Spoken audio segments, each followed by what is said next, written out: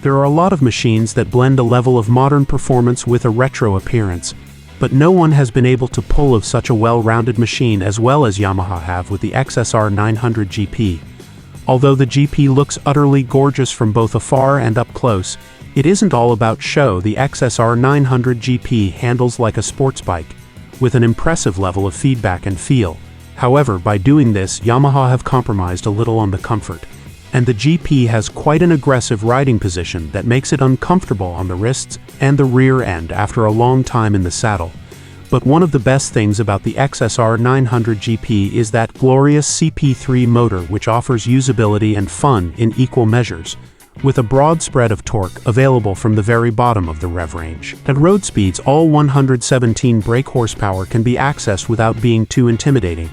But unlike a true supersport machine that makes all its power at the top end, the GP has an incredible mid-range that is happy to pull from just a few thousand RPM. It makes an incredible noise too, with a well-executed electronics package that covers everything from rider aids to a slick cruise control and quickshifter setup. Yamaha really have left no stone unturned in putting together a complete package while keeping the price point relatively modest too. The XSR900GP is an impressive mixture of performance and nostalgia.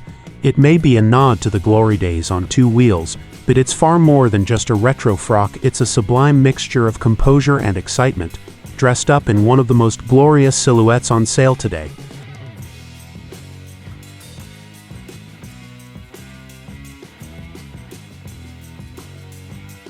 Although the XSR900GP is relatively similar to its retro sibling, it does have a sportier riding position that is closer to an R7 than a standard XSR900. This means that the riding position is more aggressive with more weight over the front end, giving a nicer, more engaging position at swifter speeds.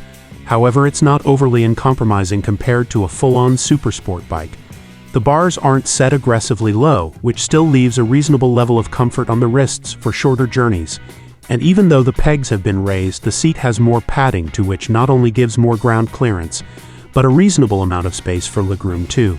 The aches only really set in after a full day of riding, but due to the lengthy tank and hefty dimensions, it does suit a larger rider better with lots of space. The seat is also very hard. Although the chassis changes are relatively minor with a revised headstock bracket, engine mount brackets, a thicker subframe plate, and an aluminium steering tube, the nature of the GP does feel sporty enough for a spirited ride. This is aided by higher-grade suspension than the standard XSR, which has a wider range of adjustability, alongside a stiffer sprint rate on the forks and a softer spring on the rear, possible because the mass of the rider has moved forward. The grand total is a machine that is not only incredibly stable mid-corner but a bike that is also reasonably agile too, with the support on the front end ample enough for heavy braking through those 4-pot calipers. Although the rear is perfect for road riding, on a proper track day it might need to be jacked up a little bit, although this is easily done via the remote preload adjuster. The new Brembo master cylinder has also improved the feel through the front brake lever, giving more bite on the initial pull.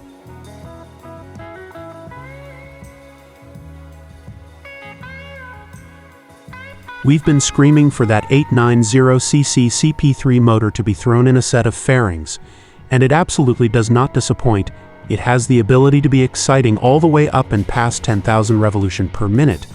But the main attraction comes in the mid-range with a whopping 64 pound-feet of torque on tap. On the road, it offers a near-perfect blend of exciting performance up to and above reasonable speeds without being too intimidating, with an intimate feel through the ride-by-wire throttle. It's happy to be ridden lazily a gear or two too high, yet it's still a throaty enough motor to hold its own on track with an impressively wide operating window. And then there's the noise. Yamaha have been clever in the design of their intakes in order to accentuate the frequency sound. Although it doesn't jump out excessively, it has a gorgeous roar to it and more raw noise than a lot of Euro 5+ machines can offer. It can be tailored to the rider's desire too, as there are 4 engine modes which alter the throttle map, with the throttle map on its highest setting actually gives more power than the throttle asks for, which makes it a bit too aggressive at slow speeds, while knocking it back one setting strikes a perfect balance between not being too jerky while still being impressively responsive. This means that just as happy as it is being thrashed with the throttle mode knocked down a few notches, it has the ability to be soft and docile too. happy enough bumbling through town or sitting at 70 miles per hour on the slick cruise control system without being excessively vibey or noisy.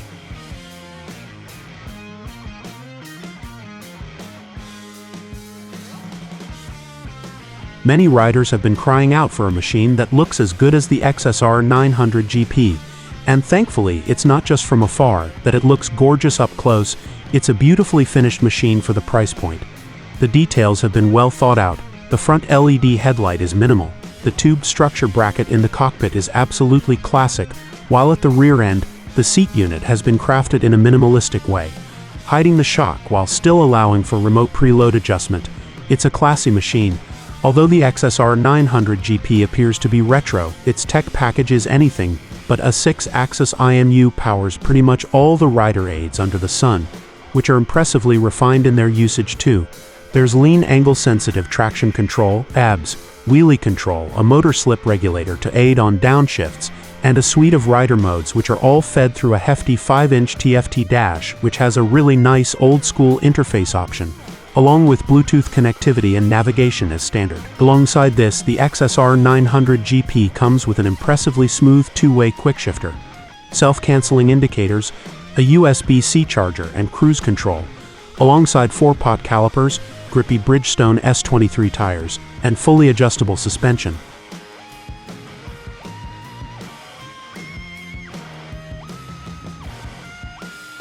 As mentioned above, the bike shares its main components with the already released 2022 Yamaha XSR900 naked bike.